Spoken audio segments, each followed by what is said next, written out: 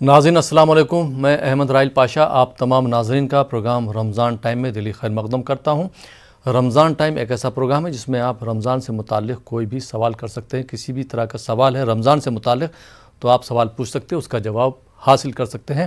آپ کے سوالوں کے جوابات دینے کے لیے ہم سے گفتگو کرنے کے لیے ہمارے ساتھ حیدرآباد سے جڑ رہے ہیں مفتی عمر عابدین صاحب۔ مفتی صاحب آپ کا خیر مقدم ہے، اور ہمارے دوسرے مہمان رہیں گے جناب پنڈت بھون امروہی صاحب جو امروہہ سے جڑیں گے۔ آپ دونوں حضرات کا خیر مقدم ہے۔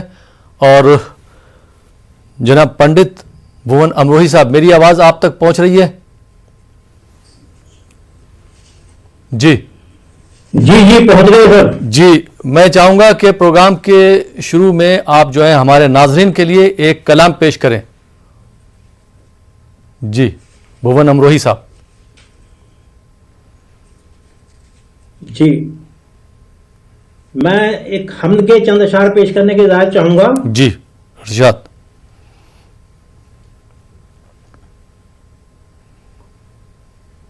ملاحظہ فرمائیے۔ جی ارشاد۔ کام یہ مشکل بڑا ہے، رب کی یہ حمد و ثنا ہے۔ کام یہ مشکل بڑا ہے، رب کی یہ حمد و ثنا ہے۔ بس وہی ہے شان والا اور وہی جلوہ نما ہے۔ بس وہی ہے شان والا اور وہی جلوہ نما ہے۔ ہر طرف ہے تو ہی تو، بالیقین تو ہی خدا ہے۔ ہر طرف ہے تو ہی تو، بالیقین تو ہی خدا ہے۔ ساری تعریفیں ہیں تیری اور تو سب سے جدا ہے۔ ساری تعریفیں ہیں تیری اور تو سب سے جدا ہے۔ تو ہی خالق، تو ہی رازق اور تو ہی غفار بھی۔ تو ہی خالق، تو ہی رازق اور تو ہی غفار بھی۔ ایسی عز و شان والا نہ کوئی دوجا ہوا ہے۔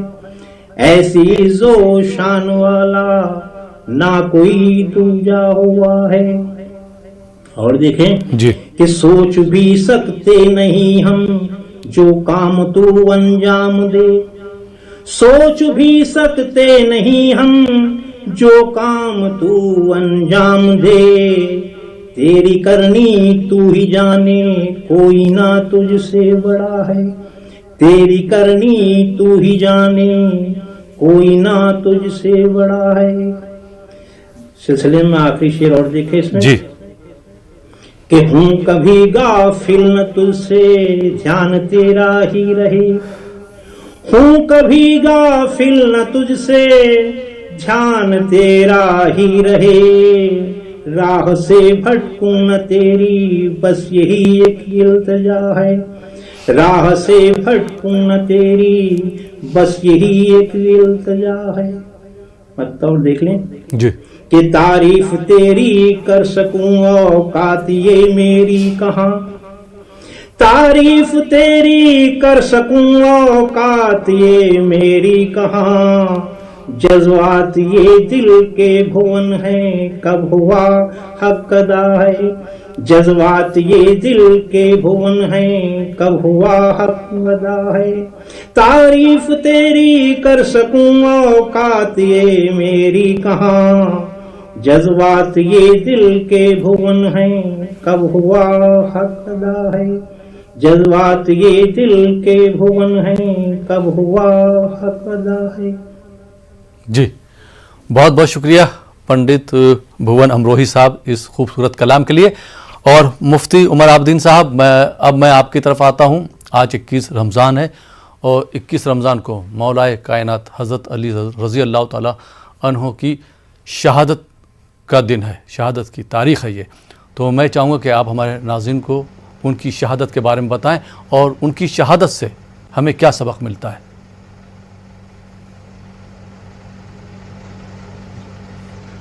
بسم اللہ الرحمن الرحیم، الحمدللہ والصلاة والسلام علی رسول اللہ صلی اللہ علیہ وسلم۔ محترم سامعین و ناظرین، آج کا یہ دن جو 21 رمضان مبارک ہے، تاریخ میں بڑی اہمیت کا حامل ہے۔ حضرت علی رضی اللہ تعالی عنہ، جن کی زندگی جہاد و شہادت، ایثار و قربانی سے تعبیر ہے، اور جنہوں نے ہمیشہ حق و باطل کے معرکے میں حق کو سربلند کیا اور باطل کو زیر نگی کیا، انہی کی شہادت کی حیثیت سے آج کا دن پوری اسلامی تاریخ میں یاد کیا جاتا رہا ہے۔ حضرت علی رضی اللہ تعالی عنہ کے بارے میں سب سے پہلی بات میں یہ چاہوں گا کہ ہمارے ناظرین ان کی شخصیت کو پڑھیں اور انہیں سمجھنے کی کوشش کریں، اور وہ ایک آئیڈیل، ایک ایسا کردار ہے جو صبح قیامت تک ہماری نئی نسلوں کو، ہمارے نوجوانوں کو رہنمائی کرتا رہے گا، اور حق و باطل کے معرکے میں ان کے اندر حق کا تعاون کرنے اور حق کا سپورٹ کرنے کا حوصلہ پیدا کرتا رہے گا۔ حضرت علی رضی اللہ تعالی عنہ مکہ مکرمہ میں پیدا ہوئے اور بالکل کم عمر تھے، کہا جاتا ہے کہ 10 سال کی عمر رہی ہوگی جب انہوں نے حضور صلی اللہ علیہ وسلم کے دست مبارک پر اسلام قبول کیا، بلکہ اولین اسلام قبول کرنے والوں میں سر فہرست امیر المومنین حضرت علی رضی اللہ تعالی عنہ کا نام آتا ہے۔ ان کی مکہ کی زندگی کا ایک اہم ترین واقعہ جس سے ہمارے لیے اور تمام مسلمانوں کے لیے سبق ہے کہ جب صفا کی پہاڑی پر کھڑے ہو کر رسول اللہ صلی اللہ علیہ وسلم نے نغمہ توحید سنایا تھا اور زمزمہ توحید بلند کیا تھا، اور اس وقت مکہ کا ایک بڑا طبقہ، وہاں کی میجورٹی نے اس کی مخالفت کی اور اس کے خلاف پروپیگنڈا کیا تھا، اس وقت حضرت علی رضی اللہ تعالی عنہ باوجود کہ وہ ایک کم سن بچے تھے، انہوں نے حضور صلی اللہ علیہ وسلم سے جا کر کہا کہ اللہ کے رسول صلی اللہ علیہ وسلم، بظاہر میں ایک کم سن بچہ ہوں اور میری ٹانگیں پتلی ہیں، لیکن ان سب کے باوجود میں آپ کے ساتھ کھڑا ہوں، آپ کے دوش بدوش کھڑا ہوں، اور اس دعوت توحید اور حق کے اس پیغام میں آپ کا معاون اور مددگار بننا چاہتا ہوں۔ پھر حضرت علی رضی اللہ تعالیٰ عنہ جب بالکل جوان سال تھے، اور یوں سمجھیے کہ کچھ 15 سال 20 سال کی عمر رہی ہوگی، اس وقت ہجرت کا واقعہ پیش آیا، جب حضور صلی اللہ علیہ وسلم خاموشی کے ساتھ مکہ چھوڑ کر مدینہ جانا چاہتے تھے، تو آپ کو معلوم ہے سیرت کی کتابوں میں یہ واقعہ لکھا ہے کہ لوگوں نے آپ صلی اللہ علیہ وسلم کے گھر کا گھیراؤ کر لیا تھا، اور وہ بدبخت یہ چاہتے تھے نعوذ باللہ کہ حضور صلی اللہ علیہ وسلم کو ختم کر دیا جائے، قتل کر دیا جائے۔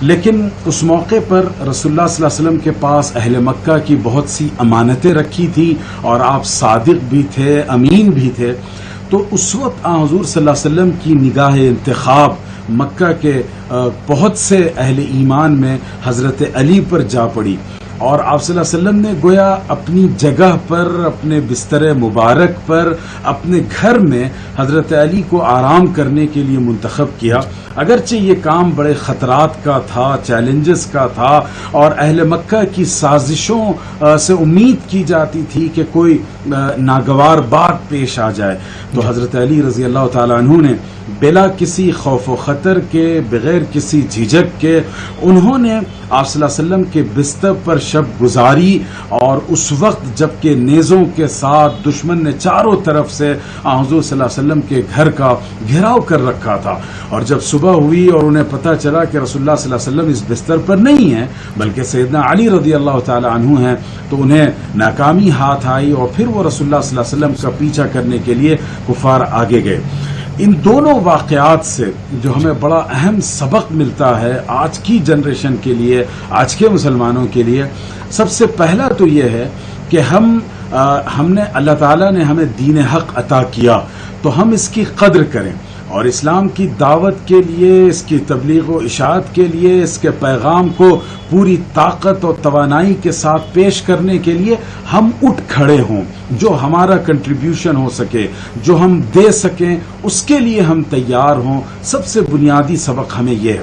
آج زندگی کے مختلف کاموں اور دنیا کی رونقوں میں ہم اتنے کھو گئے ہیں کہ ہمارے پاس نہ وقت ہے نہ ہماری صلاحیتیں دین کی تبلیغ و اشاعت اور کام میں صرف ہو پاتی ہیں. تو ایک سبق حضرت علی رضی اللہ تعالیٰ عنہ کی زندگی سے بڑا ہمیں یہ ملتا ہے، اور یہ بالکل جوانی کا عالم ہے، 15-20 سال کی عمر ہے.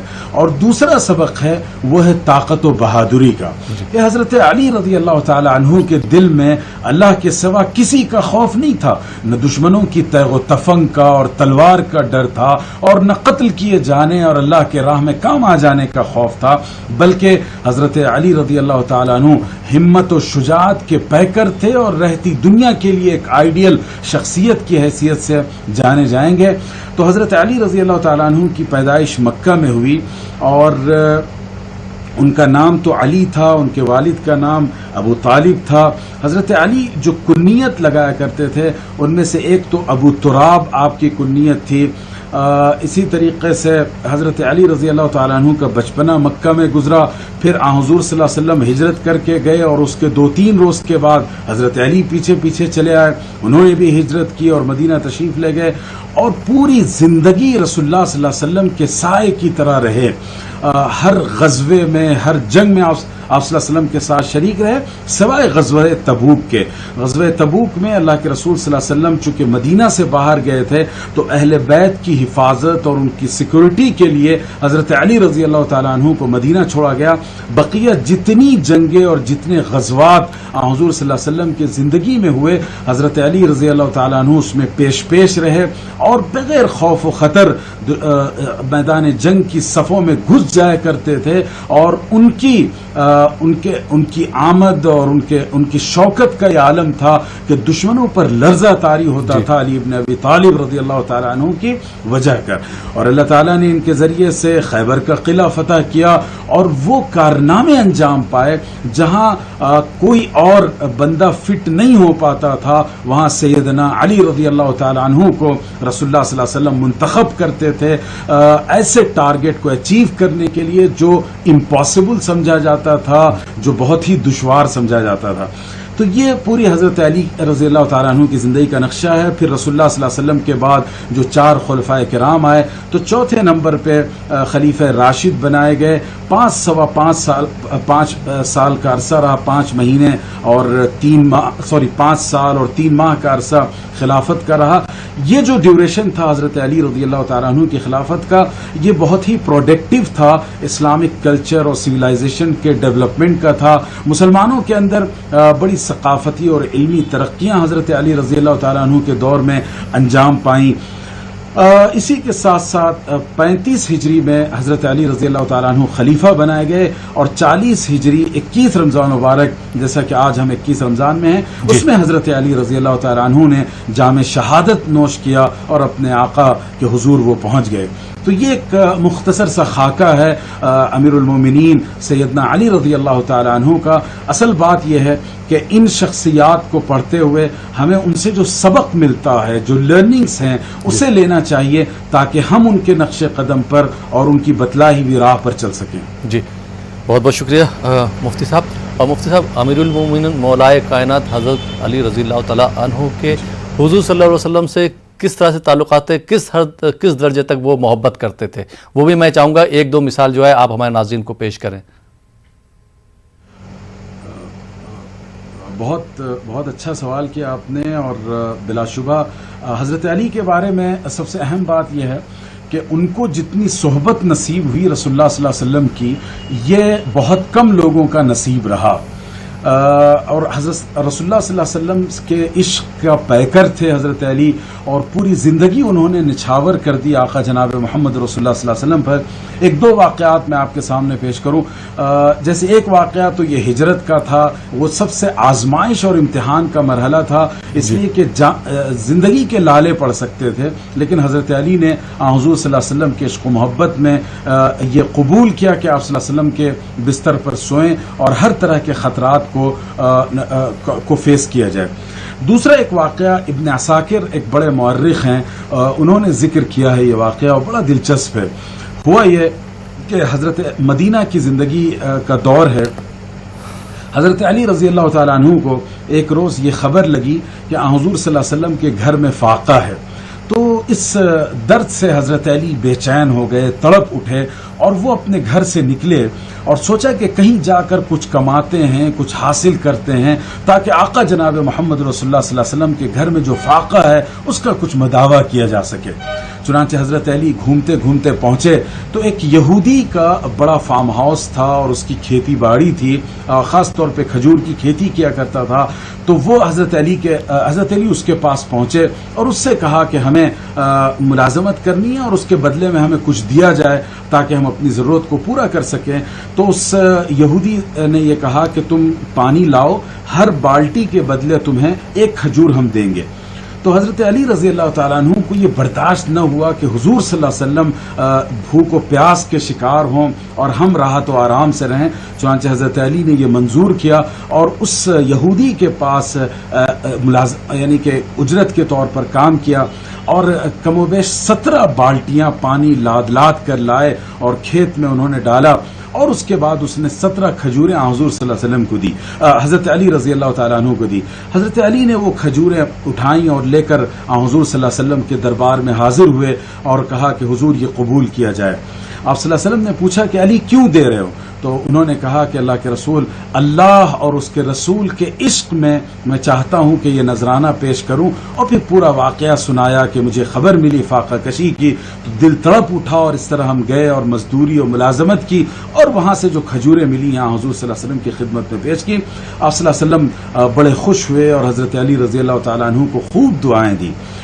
یہ واقعہ ہمیں بتاتا ہے کہ کس طرح ایثار، قربانی سے حضرت علی کام لیتے تھے، اور عشق جس کو کہتے ہیں حقیقی، کہ رسول اللہ صلی اللہ علیہ وسلم کی تکلیف برداشت نہ ہو، آپ صلی اللہ علیہ وسلم کا درد انگیز کرنے کی صلاحیت نہ ہو، اس طرح حضرت علی نے حضور صلی اللہ علیہ وسلم کے گھر کھانے کا نظم کیا۔ کتنا بڑا خوبصورت واقعہ ہے۔ اسی طرح خود رسول اللہ صلی اللہ علیہ وسلم حضرت علی پر بڑی شفقت کیا کرتے تھے۔ ایک موقع سے رسول اللہ صلی اللہ علیہ وسلم حضرت فاطمہ کے گھر تشریف لے گئے اور پوچھا کہ علی کہاں ہیں؟ تو حضرت فاطمہ نے بتایا کہ کچھ گھر میں جو انبن ہوتی ہے میاں بیوی میں، تو کسی وجہ کر حضرت علی ناراض ہو کر یہاں سے چلے گئے۔ تو حضور صلی اللہ علیہ وسلم انہیں تلاش کرتے ہوئے آئے تو دیکھا کہ مسجد نبوی کے فرش پر مولا کائنات حضرت علی رضی اللہ تعالیٰ عنہ آرام فرما رہے ہیں، اور حال یہ ہے کہ آنکھ لگ گئی ہے، فرش پر کوئی چادر نہ رہی ہوگی۔ حضرت علی کے جسم مبارک پر مٹی اور غبار اور پتھر اور کنکر لگے ہوئے تھے۔ تو حضور صلی اللہ علیہ وسلم نے بڑے پیار سے حضرت علی کو آواز دی، یا ابا تراب، یا ابا تراب، یا ابا تراب۔ تراب کہتے ہیں مٹی کو، اور ابو کے معنی ہوتے ہیں فادر، یا ابا تراب یعنی فادر آف سینڈ۔ تو اس سے مراد اصل میں حضرت علی رضی اللہ تعالیٰ عنہ کو مخاطب کرنا تھا۔ تو اس طرح رسول اللہ صلی اللہ علیہ وسلم نے حضرت علی کو مخاطب کیا اور ان کو بڑے پیار سے اپنے ساتھ لے گئے۔ اس طریقے سے حضرت علی اور فاطمہ رضی اللہ تعالیٰ عنہ کے درمیان جو ہلکی سی جو میاں بیوی کے درمیان ازدواجی تعلقات میں ناگواری پیش آتی ہے، اس کو حضور صلی اللہ علیہ وسلم نے ختم کیا۔ تو حضور صلی اللہ علیہ وسلم بھی حضرت علی سے محبت کرتے تھے اور اپنا لخت جگر سمجھتے تھے، اور ظاہر حضرت علی کی تربیت اور پرورش سب کچھ آقا جناب محمد رسول اللہ صلی اللہ علیہ وسلم کے در دولت پر ہوئی، ان کے دولت کدے پر ہوئی۔ اور دوسری طرف حضرت علی بچپن سے پروان چڑھے حضور صلی اللہ علیہ وسلم کی گود میں، ان کے سائے میں، تو وہ بھی بے تحاشا حضور صلی اللہ علیہ وسلم سے محبت کرتے تھے، بلکہ باپ کے درجے میں، پدر کے درجے میں حضرت علی کے لیے رسول اللہ صلی اللہ علیہ وسلم کی ذات گرامی تھی۔ جی بہت بہت شکریہ مفتی عمر عابدین صاحب۔ آئیے ناظرین، پروگرام میں اب کال کا سلسلہ شروع کرتے ہیں، دیکھتے ہیں ہمارے پہلے کالر کہاں سے، ان کا کیا سوال ہے۔ جی السلام علیکم۔ السلام علیکم۔ ہیلو السلام علیکم۔ وعلیکم السلام، میں مراد آباد سے عادل انصاری بول رہا ہوں۔ جی سوال پوچھیے اپنا عادل انصاری صاحب۔ جی میں مراد آباد سے عادل انصاری بول رہا ہوں۔ جی میرا سوال یہ تھا کہ اعتکاف کسے کہتے ہیں اور اس کی فضیلت کیا ہے؟ اعتکاف کسے کہتے ہیں، اس کی فضیلت کیا؟ اور کوئی سوال؟ جی اور میرا دوسرا سوال یہ تھا کہ شب قدر میں کیا پڑھنا چاہیے اور اس کی کیا فضیلت ہے؟ ٹھیک، بہت بہت شکریہ کال کرنے کے لیے۔ آئیے ناظرین ایک اور کالر کو شامل کرتے ہیں۔ جی السلام علیکم۔ ایک منٹ۔ ہلو السلام علیکم۔ ہاں السلام علیکم۔ وعلیکم السلام۔ جی کہاں سے بات کر رہے ہیں محترم؟ میں مدینے تمل ناڈو سے۔ جی سوال پوچھیے اپنا. سنو، فطرہ زکوٰۃ صدقہ اور خیرات میں کیا فرق ہے؟ ٹھیک، بہت بہت شکریہ کال کرنے کے لیے. ناظرین آپ دیکھ رہے ہیں پروگرام رمضان ٹائم. فی الحال وقت ہو چلا یہاں پر ایک چھوٹے سے بریک کا. بریک کے بعد آپ کی خدمت میں پھر حاضر ہوں گے. آپ دیکھتے رہیے ہمارا یہ لائیو فون ان پروگرام رمضان ٹائم.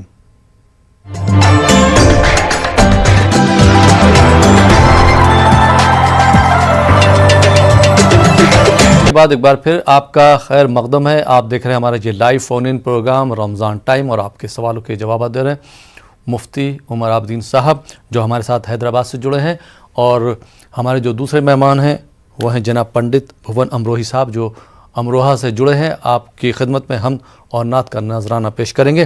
آپ دونوں حضرات کا بریک کے بعد ایک بار پھر خیر مقدم ہے. اور مفتی صاحب بریک پہ جانے سے پہلے مراد آباد سے ایک سوال کیا تھا عادل انصاری صاحب نے. ان کا یہ سوال ہے کہ اعتکاف کسے کہتے ہیں اور اس کی فضیلت کیا ہے؟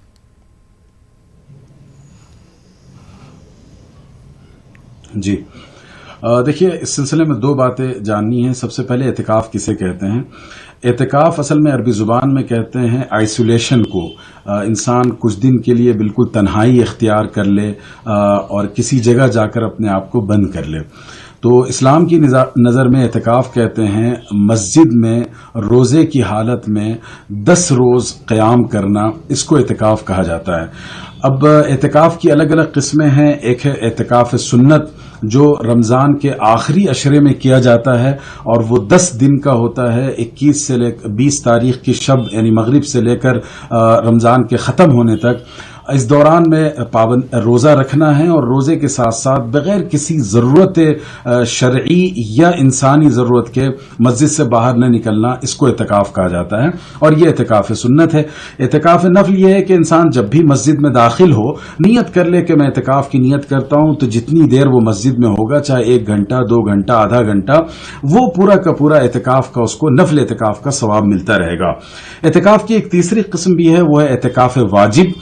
یعنی انسان نظر مانے کہ فلاں کام ہو جائے تو میں اعتکاف کروں گا، تو اس وقت بھی جو انسان کو روزہ رکھ کر اور متعینہ دنوں اعتکاف کرنے ہوں گے. یہ تو اعتکاف کا تعارف ہو گیا. دوسری چیز یہ کہ اعتکاف کی فضیلت کیا ہے. حضرت عبداللہ ابن عمر اور حضرت عائشہ رضی اللہ تعالی عنہم سے روایت ہے بخاری و مسلم میں کہ ان النبی صلی اللہ علیہ وسلم كان يعتكف في العشر الاواخر من رمضان حتى توفاه اللہ، کہ اللہ کے رسول صلی اللہ علیہ وسلم پوری زندگی رمضان کے آخری عشرے میں اعتکاف کرتے رہے یہاں تک کہ آپ صلی اللہ علیہ وسلم اس دنیا سے گزر گئے. تو اس سے اعتکاف کی فضیلت پتہ چلتی ہے کہ رسول اللہ صلی اللہ علیہ وسلم نے کتنے اہتمام کے ساتھ اور کتنی پابندی کے ساتھ اعتکاف کیا ہے. اعتکاف کا عمل اصل میں انسان کو جو چیزیں فراہم کرتا ہے، نمبر 1 وہ اپنی زندگی کا احتساب کرے کہ ماضی میں ہم نے کیا کیا، ہماری زندگی کیسی گزری، لاپرواہی میں، گناہ میں، اللہ کی نافرمانی میں، اس کا احتساب کرے. دوسرے یہ کہ وہ اللہ کے حضور جب بیٹھا ہے، اللہ کے دربار میں ایک سائل اور گداگر اور فقیر کی حیثیت سے بیٹھا ہے، تو پھر وہ اللہ سے دعا کرتا ہے، طلب کرتا ہے، اے اللہ ہمیں راہ ہدایت دے دیجئے، ہماری زندگی کو سدھار دیجئے. تو یہ گویا اصل میں اپنی زندگی کو سنوارنے اور سیلف ماسٹری کا ایک بہترین کریکولم یا ایکٹیویٹی ہے، جس کے ذریعے سے انسان اللہ سے قرب بھی اختیار کرتا ہے اور اپنی زندگی کی اصلاح بھی کر پاتا ہے. تو جن لوگوں کو موقع ہو وہ ضرور اعتکاف کریں، لیکن اعتکاف کے لیے جو شرط ہم نے بتائی مردوں کے لیے کہ مسجد میں ہی اعتکاف ہوگا، اور دوسری بات یہ ہے کہ روزہ رکھ کر ہی اعتکاف ہوگا، بنا روزہ رکھے نہیں ہوتا. اور اعتکاف سنت کا آغاز 20 رمضان مبارک کی شب سے مغرب کے وقت سے ہوتا ہے اور اختتام تک ہوتا ہے.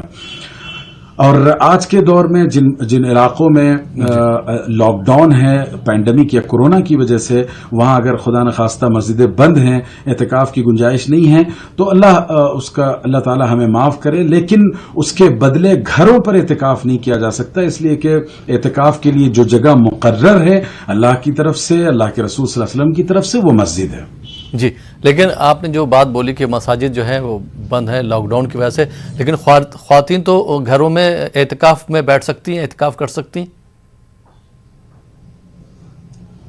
جی، دیکھیے امام ابو حنیفہ رحمۃ اللہ علیہ کے پاس خواتین کے لیے گھروں میں ہی اعتکاف کرنا ہے تو وہ گھروں میں بیٹھ سکتی ہیں بلا تکلف. جی بہت بہت شکریہ. اور دوسرے سوالوں کے جوابات لے لیں گے لیکن اس سے پہلے کچھ اور کالر کو بھی شامل کر لیتے ہیں. جی السلام علیکم. السلام علیکم. وعلیکم السلام. جی محترم کہاں سے بات کر رہے ہیں آپ؟ میں دلی سے بول رہا ہوں، ابو بکر. جی ابو بکر صاحب سوال پوچھیے اپنا. سوال یہ ہے کہ میرے پاس کچھ رقم ہے جی اور ایک رقم کا ایک پلاٹ بھی ہے، لیکن جتنی رقم تقریباً بیٹھتی ہے پلاٹ کی ملا کے اتنی رقم کا میرے اوپر ہوم لون ہے، ہاؤس لون ہے. جی تو کیا اس کے اوپر زکوٰۃ جو میرے اوپر رقم ہے اس کی ادائیگی ہوگی یا ہاؤس لون کو مائنس کرنے کے بعد باقی جو رقم بچے گی اس کی ادائیگی ہوگی زکوٰۃ کی؟ جی میں جاننا چاہتا ہوں. ٹھیک ہے. بہت بہت شکریہ کال کرنے کے لیے دہلی سے. آئیے ناظرین ایک اور کالر کو شامل کرتے ہیں. جی السلام علیکم. وعلیکم السلام. جی محترم کہاں سے بات کر رہے ہیں؟ میں احمد آباد سے بات کر رہا ہوں حضرت. جی سوال پوچھیے. سوال حضرت میرا ہے کہ میں بیمار رہتا ہوں جی اور روزہ نہیں رکھ پاتا، تو مفتی صاحب سے کہیے کتنے آدمی میں کھلوا دوں، یعنی بہت طرح کی بیماریاں ہیں میرے اندر. جی آگے کچھ امید ہے کہ آپ روزے رکھ پائیں گے یا مسلسل طور پہ بیمار رہتے ہیں؟ نہیں میں حضرت جیسے جھوٹ نہیں بولوں گا، بیمار ہی رہتا ہوں میں 70%. میری عمر 67 برس ہو گئی ہے. 64 برس؟ جی جی ٹھیک. بہت بہت شکریہ کال کرنے کے لیے. جی مفتی صاحب سب سے پہلے ان کا ہی سوال لے لیتے ہیں. احمد آباد سے محترم نے سوال کیا تھا، بیمار رہتے ہیں اور ان کو لمبی بیماری ہے اور کئی طرح کی بیماری ہیں، روزہ نہیں رکھ پا رہے ہیں، تو اس کے بدلے یہ کتنے لوگوں کو کھانا کھلائیں گے، اس کا جو ہے فدیہ کتنا ادا کرنا پڑے گا وہ تفصیل سے بتا دیجئے، ایک پورے مہینے کا، پورے رمضان کا. دیکھیے اصل میں قرآن مجید نے خود اس بات کی اجازت دی کہ جو لوگ روزہ نہیں رکھ سکتے ہیں تو ففدیۃ طعام مسکین، تو ایک مسکین کے کھانا جو ہے بطور فدیہ پیش کیا جائے. اب فدیہ میں دو چیزیں ہیں، یا تو انسان ایک روزے کے بدلے، ہر روزے کے بدلے 2 وقت کا کھانا کسی مسکین کو کھلا دے. اب یہ جو کھانا کھلایا جائے گا وہ اوسط درجے کا ہو، جو ہم عام طور پہ گھروں میں استعمال کرتے ہیں، ٹھیک ہے. تو وہ کھانا اب جو بھی 2 وقت کے کھانے کی مقدار ہوتی ہو وہ آپ کسی مسکین کو ایک روزے کے بدلے کھلا دیں. دوسری صورت یہ ہے کہ اس کے بدلے قیمت ادا کر دی جا سکتی ہے. مثال کے طور پر اگر کسی شہر میں ایک وقت کا اوسط درجے کا کھانا 50 روپے بنتا ہو تو 2 وقت کا کھانا 100 روپے کا ہوگا، تو 100 روپے ہر روزے کے بدلے دے دیے جائیں، اس کی بھی گنجائش ہے. اسی طریقے سے جو صدقۃ الفطر کی مقدار ہے، نصف سا گیہوں، وہ بھی اگر خرچ کر دیا جائے تو اس کی بھی گنجائش ہے. تو یہ انسان کی سہولت پر ہے، جو مطلب یہ ہے کہ اپنی سہولت کے اعتبار سے جو چاہے خرچ کر دے. جی اور ابو بکر صاحب نے دہلی سے سوال کیا تھا کہ ان کے پاس کچھ رقم ہے اور ان کے پاس ایک پلاٹ بھی ہے اور انہوں نے ہوم لون بھی لیا ہوا ہے، تو جتنے کا پلاٹ ہے تقریباً اتنا ہی انہوں نے ہوم لون لیا ہوا ہے. تو یہ پوچھنا چاہتے ہیں کیا ہمارے اوپر زکوٰۃ فرض ہے، ہم زکوٰۃ ہمیں دینا چاہیے کیا؟ جی دیکھیے سب سے پہلی بات یہ ہے کہ جو پلاٹ آپ نے خرید رکھا ہے تو 2 طرح کے پلاٹس ہوتے ہیں. ایک وہ پلاٹ یا پراپرٹی جس کو آپ نے تجارت کی نیت سے خریدا تھا، یعنی مال تجارت کی حیثیت سے، تو گویا آپ نے اس کو خریدا ہو، نہ کہ آپ کو گفٹ میں آیا ہو. دوسری بات یہ ہے کہ اس مال کو آپ خریدنے کی نیت سے بیچنے کی نیت سے رکھے ہوں، اور تیسری بات یہ ہے کہ یہ نیت آپ کی باقی ہو، آپ بیچنا چاہتے ہوں. یہ چیزیں جب پائی جاتی ہے تب وہ چیز مال تجارت بنتا ہے اور پھر اس پر زکوٰۃ فرض ہوتی ہے. اگر آپ نے ایک پلاٹ خرید رکھا ہے اپنے استعمال کی نیت سے، اپنے بال بچوں کو دینے کی نیت سے، یا کسی دوسرے کام میں لگانے کے لیے، تو ایسے پلاٹ یا پراپرٹی پر زکوٰۃ فرض نہیں ہوتی. دوسری بات، اگر آپ نے کوئی پراپرٹی یا پلاٹ خرید رکھا اور کوئی نیت نہیں ہے، بلینک ہے، بس آپ کو سستے داموں اچھی قیمت پر مل گیا، آپ نے لے لیا، تو ایسے پلاٹ پر بھی صحیح قول کے مطابق زکوٰۃ فرض نہیں ہوگی. لیکن وہ پلاٹ جو آپ نے بیچنے کی نیت سے خریدا ہے تو پھر وہ مال تجارت ہے، آپ نے خریدا ہے اور نیت آپ کی بیچنے کی ہے اور آپ اس نیت پر باقی ہیں ابھی. یہ تینوں کنڈیشنز اگر اس میں پائی جاتی ہیں تو اس کی حیثیت ٹریڈ آرٹیکل کی ہوگی، مال تجارت کی ہوگی اور اس پر زکوٰۃ فرض ہوگی، اور اس کی جو آج کی مارکیٹ ویلیو ہے اس اعتبار سے آپ کو زکوٰۃ دینا ہوگا۔ مثال کے طور پہ آپ نے 10 لاکھ میں وہ خریدا تھا اور آج اس کی قیمت 15 لاکھ ہو گئی ہے، تو 15 لاکھ کے اعتبار سے آپ کو زکوٰۃ نکالنی ہوگی، ہر لاکھ میں 2500 روپے۔ ایک سوال کا حصہ آپ کا یہ تھا، تو آپ یہ دیکھ لیں کہ آپ نے کس نیت سے وہ زمین خریدی ہے۔ دوسری چیز یہ ہے کہ آپ نے جو قرض لے رکھا ہے گھر کے لیے، ہوم لون وغیرہ، تو ایک تو اس طرح کا سودی قرض بغیر کسی شدید اور شرعی ضرورت کے نہیں لینا چاہیے، اور اگر آپ نے لے لیا ہے تو اور قرض اتنا ہی ہے تو زکوٰۃ کے کیلکولیشن کا طریقہ یہ ہے کہ تمام تر آپ کے پاس وہ مال جس پر زکوٰۃ فرض ہو سکتی ہے ان سب کو جمع کیجئے، چاہے وہ سونے چاندی کی شکل میں ہو، کیش کی شکل میں ہو، انویسٹمنٹ کی شکل میں ہو، بانڈز اور شیئر کی شکل میں ہو، یا پراپرٹی اور مال تجارت کی شکل میں ہو جس کو آپ نے تجارت کی حیثیت سے رکھا ہے۔ ان سب کو جمع کر کے ان کی آج کی جو ویلیو ہے اسے جمع کیجئے، کیلکولیشن کیجئے۔ اب جب ان سب کو جمع کر لیں، اب اس کے بعد یہ دیکھا جائے گا کہ آپ پر کتنا قرض ہے۔ اگر آپ پر قرض مثال کے طور پر آپ کی یہ پوری پراپرٹی ملا کر یہ 50 لاکھ کی بنتی ہے، ٹھیک ہے، اور 50 لاکھ پہ ظاہر زکوٰۃ فرض ہو جائے گی۔ اب آپ نے یہ کرنا ہے کہ آپ پر قرض کتنا ہے اس کا حساب لگانا ہے۔ مثال کے طور پر آپ پر قرض 10 لاکھ کا ہے اور وہ پوری پراپرٹی اور ایسٹ جس پر زکوٰۃ فرض ہو رہی ہے وہ 50 لاکھ کے ہیں، تو اس میں سے 10 لاکھ قرضے کے آپ منہا کر دیں گے، اس کو ایگزمپشن کر دیجئے گا۔ اب جو 40 لاکھ آپ کے پاس رہ جاتے ہیں اس پر آپ پر زکوٰۃ فرض ہوگی، ہر لاکھ میں 2500 کے اعتبار سے۔ جی بہت بہت شکریہ مفتی عمر عابدین صاحب۔ اور ناظرین، جیسا کہ آپ کو معلوم کہ ہمارے ساتھ جناب پنڈت بھون امروہی صاحب بھی جڑے ہیں جو آپ کو حمد اور نعت پیش کر رہے ہیں، تو میں ان سے ایک بار اور درخواست کروں گا کہ آپ ہمارے ناظرین کے لیے ایک نعت کے 3 اشعار پیش کریں۔ پنڈت بھون امروہی صاحب۔ بہت بہت شکریہ۔ ایک نعت کے چند اشعار پیش ہیں، دیکھیں۔ جی۔ کیوں نہ میں سجدے کروں دنیا کے پالن ہار کو، کیوں نہ میں سجدے کروں دنیا کے پالن ہار کو، رہبری کو جس نے بھیجا احمد مختار کو، رہبری کو جس نے بھیجا احمد مختار کو، اب تو درشن دے دو آقا طالب دیدار کو، اب تو درشن دے دو آقا طالب دیدار کو، کب سے ہوں کھولے ہوئے میں اپنے من کے دوار کو، کب سے ہوں کھولے ہوئے میں اپنے من کے دوار کو۔ اور دیکھیں جی۔ جس نے لوٹا دی امانت اس کے ہی حقدار کو، جس نے لوٹا دی امانت اس کے ہی حقدار کو، اے بھون شت شت نمن ایشور کے اس اوتار کو، اے بھون شت شت نمن ایشور کے اس اوتار کو۔ بہت بہت شکریہ۔ بہت بہت شکریہ آپ کا بھی جناب پنڈت بھون امروہی صاحب۔ ناظرین، آپ دیکھ رہے ہیں پروگرام رمضان ٹائم۔ فی الحال یہاں پر وقت ہو چلا ایک چھوٹے سے بریک کا۔ بریک کے بعد آپ کی خدمت میں پھر حاضر ہوں گے۔ آپ دیکھتے رہیے ہمارا یہ لائیو فون ان پروگرام رمضان ٹائم۔ ناظرین، بریک کے بعد ایک بار پھر آپ کا خیر مقدم ہے۔ آپ دیکھ رہے ہیں ہمارا یہ لائیو فون ان پروگرام رمضان ٹائم اور آپ کے سوالوں کے جوابات دے رہے ہیں مفتی عمر عابدین صاحب، اور ہمارے دوسرے مہمان ہیں جناب پنڈت بھون امروہی صاحب۔ آپ دونوں حضرات کا بریک کے بعد ایک بار پھر خیر مقدم ہے، اور بریک کے بعد ایک اور کالر کو پروگرام میں شامل کرتے ہیں۔ جی السلام علیکم۔ السلام علیکم۔ السلام علیکم۔ جی ہلو، السلام علیکم۔ وعلیکم السلام۔ جی محترم، کہاں سے بات کر رہے ہیں آپ؟ جی مظفر پور سے بات کر رہے ہیں ہم، حافظ صغیر احمد۔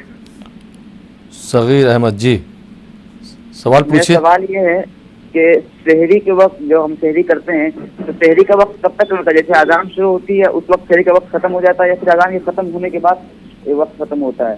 اور دوسرا سوال یہ ہے کہ سحری کیا کھانا چاہیے؟ سحری کھانے میں کیا سنت کیا ہے کھانا؟ جی، وہ سحری کا افطار کا کارڈ آتا ہے، وہ آپ لے لیجیے، آج کل تو بہت ایزیلی مل جائیں گے، اس میں آپ دیکھ سکتے ہیں۔ بہرحال میں آپ کے سوال کا جواب لے لوں گا۔ بہت بہت شکریہ کال کرنے کے لیے مظفر پور سے۔ آئیے ناظرین ایک اور کالر کو شامل کرتے ہیں۔ جی السلام علیکم۔ السلام علیکم جی، سوال پوچھیے اپنا۔ وعلیکم السلام۔ جی محترم سوال پوچھیے اپنا۔ وعلیکم السلام۔ ٹی وی کی آواز بند کر دیجیے، سوال پوچھیے اپنا۔ ارے میرا معذرت چاہوں گا، آپ کا سوال لے سکتا ہوں۔ جی مفتی صاحب، بریک پہ جانے سے پہلے سوال آیا تھا، تمل ناڈو سے بھائی نے سوال کیا تھا کہ فطرہ، زکوٰۃ اور صدقہ، اس میں کیا فرق ہے؟ جی دیکھیے، اصل میں بنیادی طور پر ان سب بعض چیزیں الگ ہیں اور بعض چیزوں میں کوئی خاص فرق نہیں ہے۔ زکوٰۃ اور فطرہ عام طور پہ ہمارے پاس صدقۃ الفطر کو کہا جاتا ہے، تو زکوٰۃ اور صدقۃ الفطر دو الگ الگ قسم کے چیریٹیز ہیں۔ زکوٰۃ کا تعلق صاحب نصاب سے ہے، جو صاحب نصاب ہو وہ زکوٰۃ ادا کرے گا، اور پھر اس سال میں ایک بار زکوٰۃ فرض ہوتی ہے، اور 2.5% ہمیں زکوٰۃ ادا کرنی ہوتی ہے اپنے مال کا، اور پھر وہ بھی ہر مال پر زکوٰۃ فرض نہیں ہوتی۔ اموال زکوٰۃ جو ویلتھ ہے، خاص قسم کے آرٹیکلز ہیں جن پر زکوٰۃ فرض ہوتی ہے، تو یہ الگ ہے۔ صدقۃ الفطر کا تعلق عید الفطر سے، کہ جو شخص عید الفطر کے دن زندہ ہو، باقاعدہ حیات ہو، اور وہ جو ہے اپنی ضروریات زندگی کی جتنی چیزیں ہیں اس کے علاوہ اس کے پاس جو بھی اضافی چیز ہو، اور وہ 52.5 تولہ چاندی کے بقدر ہو، تو اس پر صدقۃ الفطر واجب ہوتا ہے۔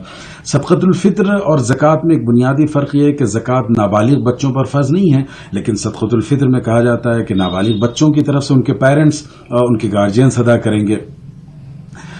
یہ ہے تو زکوٰۃ اور صدقۃ الفطر۔ زکوٰۃ کا تعلق انسان کے مال سے ہے جس پر شریعت نے زکوٰۃ فرض کیا ہے، اور صدقۃ الفطر کا تعلق بنیادی طور پر عید سے ہے، اور دونوں کی مقدار بھی الگ الگ ہے۔ زکوٰۃ میں جو ہے 2.5% آپ نے ادا کرنا ہے، صدقۃ الفطر میں جو ہے ایک جو صدقۃ الفطر ہوتا ہے نصف سا یعنی گیہوں، تو وہ ادا کرنا ہے، یہ 1.5 کلو کے 1.25 کلو کے مطابق سمجھیے آج کے اوزان میں، تو اتنی مقدار ادا کی جاتی ہے۔ اس کے بعد جو صدقات ہیں، جب ہم صدقات کہتے ہیں تو اس سے نفل صدقات اور چیریٹی مراد ہوتی ہے، جو آبلیگیٹری نہیں ہے۔ مثال کے طور پر کسی غریب کو آپ نے کوئی دے دیا، کسی کو کھلا دیا، کسی کی کوئی چھوٹی موٹی ضرورت تھی آپ نے پوری کر دی، تو یہ نفل صدقات ہو گئے۔ اس کے بعد عطیہ کا ایک لفظ استعمال ہوتا ہے، تو شریعت میں باضابطہ عطیہ کو ایسی ٹرم نہیں ہے، بلکہ جو چیریٹیز کے کام ہیں ہمارے پاس وہ یا تو زکوٰۃ ہیں، یا پھر صدقات واجبہ ہیں، یا پھر صدقات نافلہ ہیں۔ ٹھیک ہے، یہی 3 قسم ہیں۔ عطیہ نام سے کوئی باضابطہ ہمارے پاس ٹرم نہیں ہے، یہ الگ سی بات ہے کہ مسلمانوں میں یہ چیز رواج چل پڑی ہے اور اس مد میں بھی لوگ خرچ کرتے ہیں۔ تو عطیہ کا مطلب ہوتا ہے عطا کر دینا، کسی کو دے دینا۔ اب لوگ سمجھتے ہیں کہ صدقہ کی نیت کیے بغیر کسی کو دیا جائے، جیسے اللہ کے رسول صلی اللہ علیہ وسلم نے فرمایا کہ تبسمک فی وجہ اخیک صدقہ، کہ تم اپنے بھائی کے سامنے اگر مسکرا دو تو یہ چیریٹی ہے۔ آپ صلی اللہ علیہ وسلم نے فرمایا کہ اپنی بیوی کے منہ میں پیار سے اگر تم لقمہ رکھتے ہو تو وہ صدقہ ہے۔ تو یہ جو اس طرح کے صدقات ہیں شاید اس کو لوگ عطیہ سے تعبیر کرتے ہیں، لیکن شرعی اعتبار سے جو اصل ٹرم ہے وہ ہے زکوٰۃ، پھر صدقات واجبہ، پھر صدقات نافلہ، یہ 3 کیٹیگری ہیں۔ جی، فطرے کے مفتی صاحب ایک لائن میں جواب چاہوں گا کہ جیسے فطرے کا آپ نے بولا کہ یہ بھی صاحب استطاعت پر واجب ہے اور یہ نابالغ کی طرف سے دیا جاتا ہے، تو جیسے زکوٰۃ ہم جو دیتے ہیں 52.5 تولہ سونے پہ دیتے ہیں، تو یہ فطرہ بھی کیا 52.5 تولہ سونے پہ دیا جانا چاہیے، یا اس سے کم اماؤنٹ ہے، رقم ہے، اس پر بھی دے سکتے ہیں؟ وضاحت کے ساتھ بیان فرمائیں مختصر۔ جی دیکھیے، جی زکوٰۃ کا اور صدقۃ الفطر کا معاملہ کئی اعتبار سے الگ ہے۔ پہلا فرق یہ ہے، زکوٰۃ خاص مال پر واجب ہوتی ہے، ٹھیک ہے، سونا، چاندی، کیش، اور اس کے ساتھ ساتھ مال تجارت، انہی چیزوں پر زکوٰۃ فرض ہوتی ہے۔ صدقۃ الفطر کا معاملہ ایسا نہیں ہے، اس میں آپ کے پاس سونا نہ ہو، چاندی نہ ہو، مال تجارت نہ ہو، تب بھی صدقۃ الفطر آپ پر واجب ہو سکتی ہے۔ ایک بار دوسرا فرق یہ ہے کہ حکم کے اعتبار سے زکوٰۃ دینا فرض ہے اور ارکان اسلام میں شامل ہے. صدقۃ الفطر کے بارے میں علماء میں اختلاف ہے. امام حنیفہ رحمۃ اللہ علیہ کے پاس واجب ہے اور بعض دیگر فقہا کے پاس وہ سنت مؤکدہ ہے. ٹھیک ہے، دوسرا فرق ہو گیا. تیسرا فرق ہے مقدار کا کہ کتنا نکالنا ہے. زکوٰۃ جو ہے، جو کچھ اموال زکوٰۃ ہیں، سونا چاندی، مال تجارت، کیش، ان سب کو جمع کر کے ان کا 2.5% نکالا جائے گا. مثال کے طور پر 1,00,000 روپے ہیں تو اس میں 2,500 روپے زکوٰۃ کے نکلیں گے. صدقۃ الفطر کا معاملہ یہ ہے کہ صدقۃ الفطر میں 1.25 کلو گیہوں یا اس کی قیمت دینی ہے، جو بہت معمولی سی ہوتی ہے. اب اگر شمال میں دیکھ لیں تو 40-50 روپے ایک صدقۃ الفطر ہوتا ہے. ٹھیک ہے، تو یہ ہو گیا. ایک اور فرق یہ ہے دینے والے کے اعتبار سے. زکوٰۃ میں نے کہا کہ نابالغ بچوں پر فرض نہیں ہے، زکوٰۃ صرف بالغ لوگوں پر فرض ہے. جبکہ صدقۃ الفطر جو ہے نابالغ بچوں کی طرف سے بھی والدین یا پیرنٹس گارجین ادا کریں گے. ٹھیک ہے، تو یہ ایک بنیادی فرق ہے ان دونوں میں. جی بہت بہت شکریہ مفتی صاحب. اور ایک سوال آیا تھا مراد آباد سے کہ شب قدر میں ہمیں کیا پڑھنا چاہیے، اس کی فضیلت کیا ہے؟ جی دیکھیے، شب قدر تو ایک تو کوئی متعینہ شب نہیں ہے. رمضان کی آخری جو طاق راتیں ہیں 21، 23، 25 اور 27 اور 29، ان سب میں کبھی بھی شب قدر کا امکان ہے اور آ سکتی ہے، تو ان تمام راتوں میں اسے تلاش کیا جائے. ایک بات. دوسری بات یہ ہے کہ شب قدر میں کیا پڑھنا چاہیے. شب قدر کے جو اعمال ہیں اس میں ایک تو اللہ کے رسول صلی اللہ علیہ وسلم کی طرف سے منسوب یہ دعا ہے، اللہم انک عفو تحب العفو فاعف عنا یا کریم. اللہ آپ معاف کرتے ہیں، معاف کرنے کو پسند کرتے ہیں، تو ہمیں معاف کر دیجئے. تو یہ دعا بکثرت اور ریپیٹیڈلی پڑھنا چاہیے. اس کے ساتھ ساتھ کچھ قرآن مجید کی تلاوت کرنی چاہیے، کچھ اذکار کرنے چاہیے جیسے توبہ ہے، استغفار ہے، اسی طریقے سے درود شریف ہے، تیسرا کلمہ ہے، جو بھی میسر ہو انسان پڑھ سکے وہ کرے.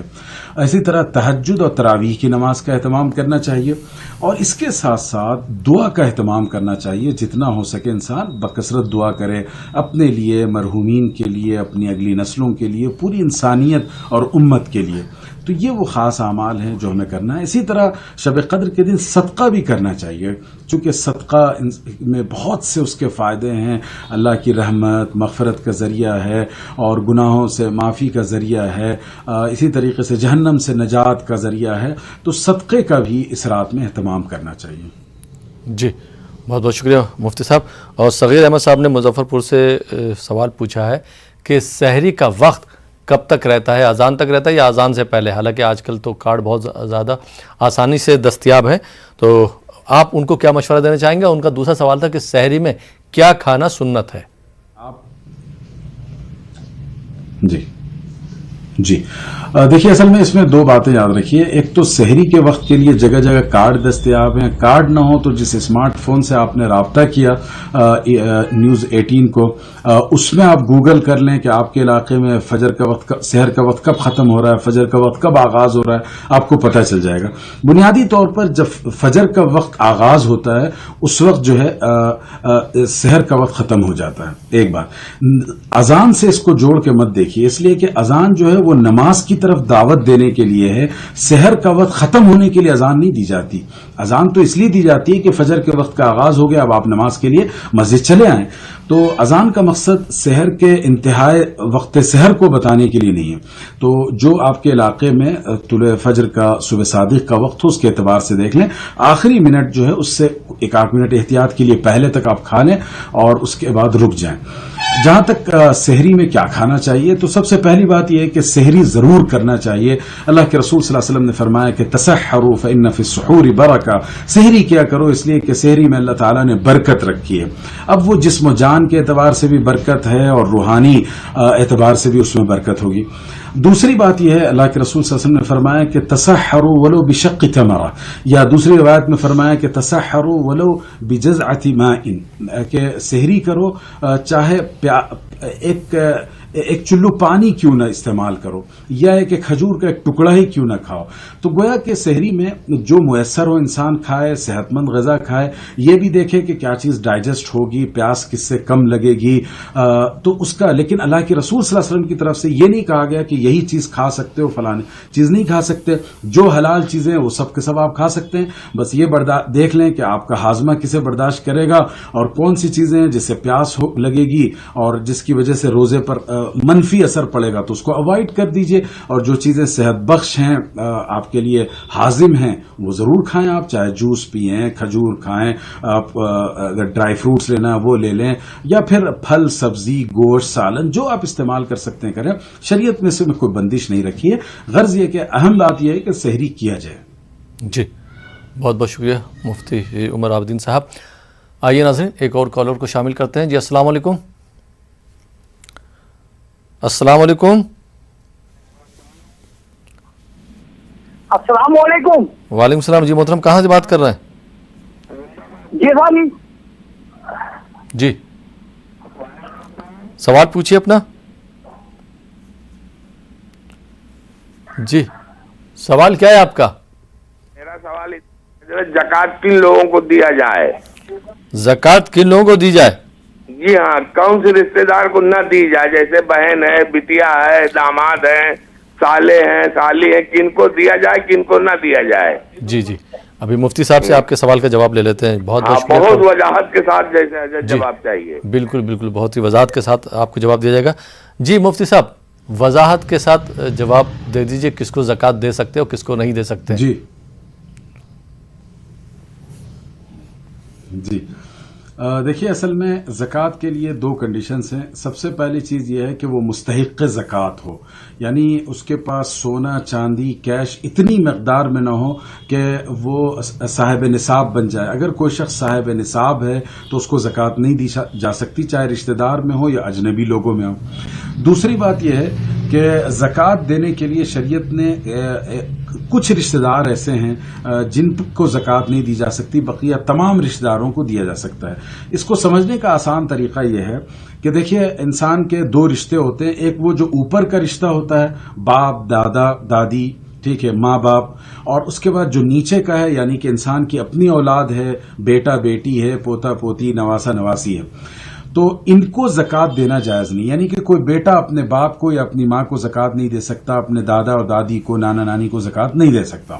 اسی طریقے سے جو فروع ہیں, یعنی انسان اپنے بیٹے کو یا بیٹی کو زکوٰۃ نہیں دے سکتا, اور اس کے نیچے پوتا پوتی وغیرہ کو زکوٰۃ نہیں دے سکتا.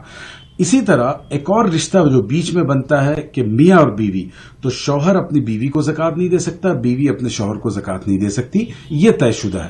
اس کے علاوہ جتنے رشتہ دار ہیں, چاہے بہن ہو, بھائی ہو, چچا ہو, ماموں ہو, خالہ ہو, دیگر عزیز و اقارب اور رشتہ دار ہیں, ان ساس سسر ہیں, ان سالہ ہے, ان تمام کو زکوٰۃ دی جا سکتی ہے.